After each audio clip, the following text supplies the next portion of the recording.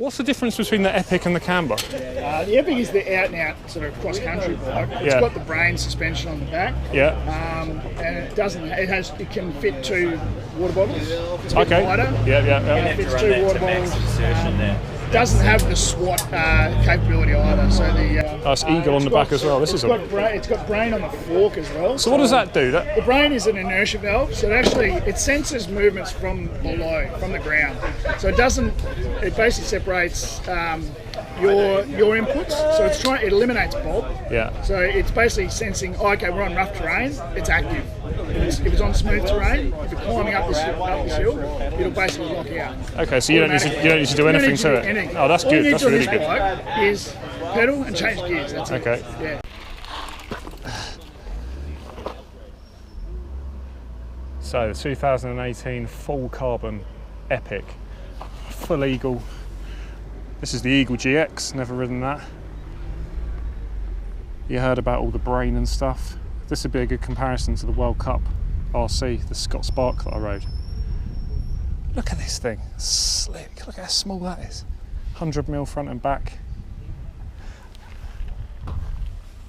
Bit worried about this. No dropper posts. Well, let's see how fast it is. Oh, it feels like a turbo Levo. Oh wow, this thing is light.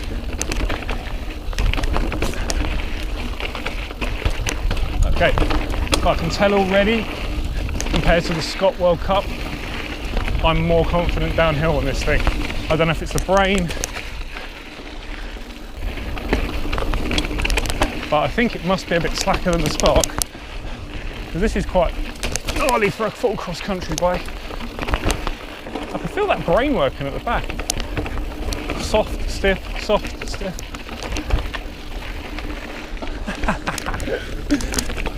This is a lot more stable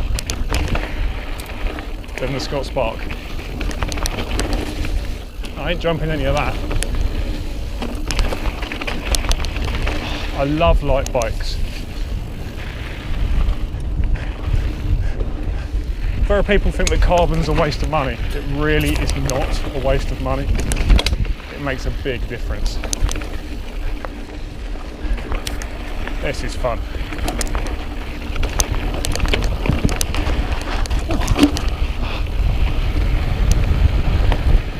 Take it easy. Maybe normally jump these. Not in this, I've got no dropper post. The seat is right up my arse. The Epic is hunting people down. Because it's epic. Sorry, mate. That's alright, man, no worries. Cheers, guys. Enjoy. Just like the Scott Spark, you keep catching people up because it is a speed machine. I've gone on a bit of a flatter trail, well, not so rocky and downhill orientated. It feels like there's almost like a knock from the back. I don't know if it's the Brain or something's loose, or if I'm just not used to it. Feels like something's working. Very weird. I've ridden some weird bikes today.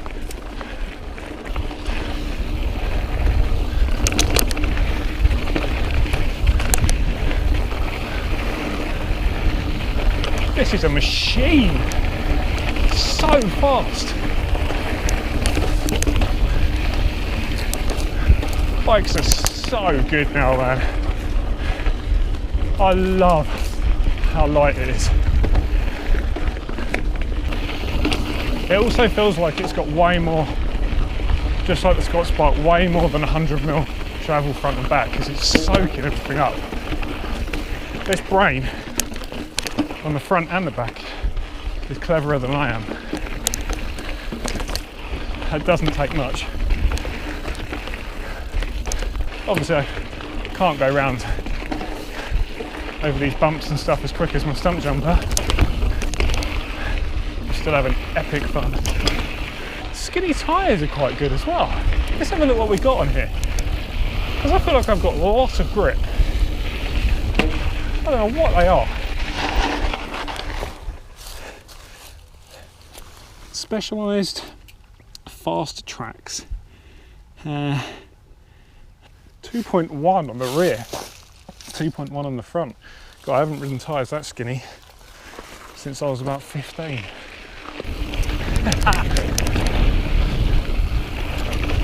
This is way better than I thought it was going to be. Oh, I want one. I want one of every type of bike. Who doesn't? Oh. Oh God, you really have to lean back on these little drops.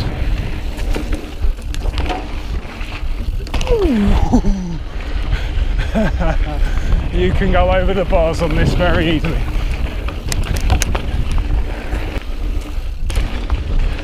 Full speed ahead.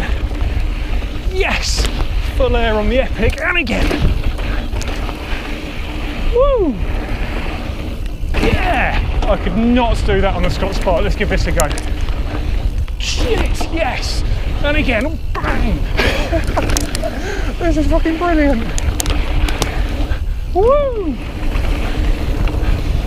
Yeah! I could not do that on the World Cup RC. This is a speed machine. You won't catch me on this, and no one will catch you. These tyres are amazing. There's nothing to them. What is happening here? It pulls out the corner like an e-bike. Man, I'm excited. Rail those berms. Let's get some more air. Doing. Oh mate, I just cleared a tabletop on a big C-bike.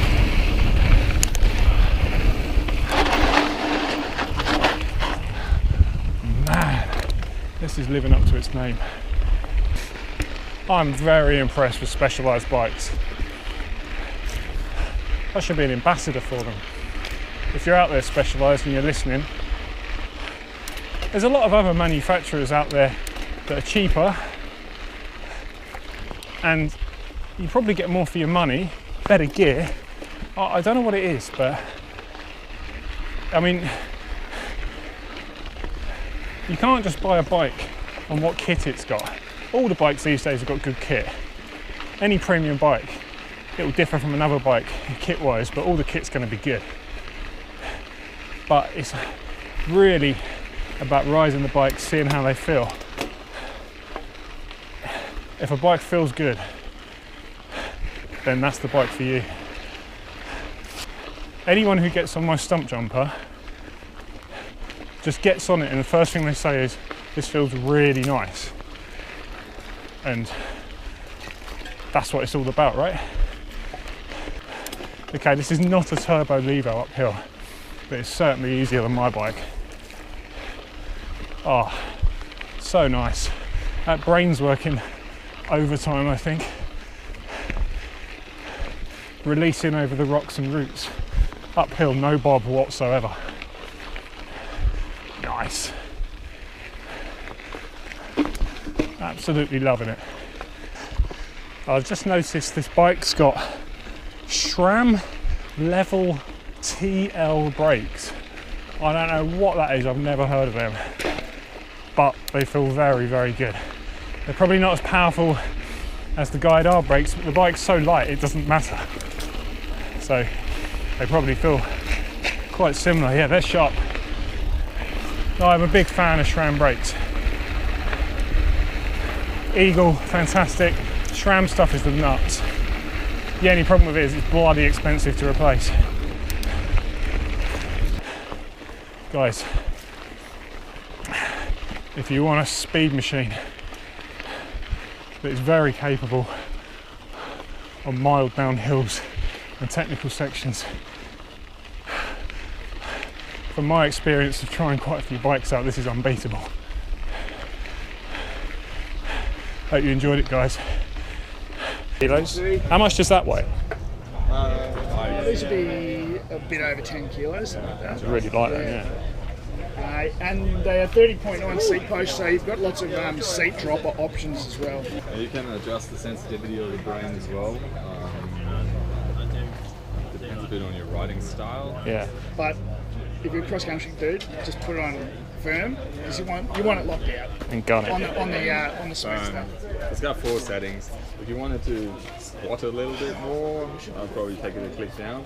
Yeah. The newer brain squats much better through berms than the older style used to do. It's basically what, like Dan explained, it isolates rider input from trail input.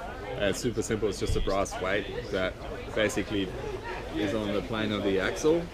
If the force comes from the top, it's already basically, if you think of it as a can that opens a valving system, Yeah. because it's down the bottom, you can't push it any further.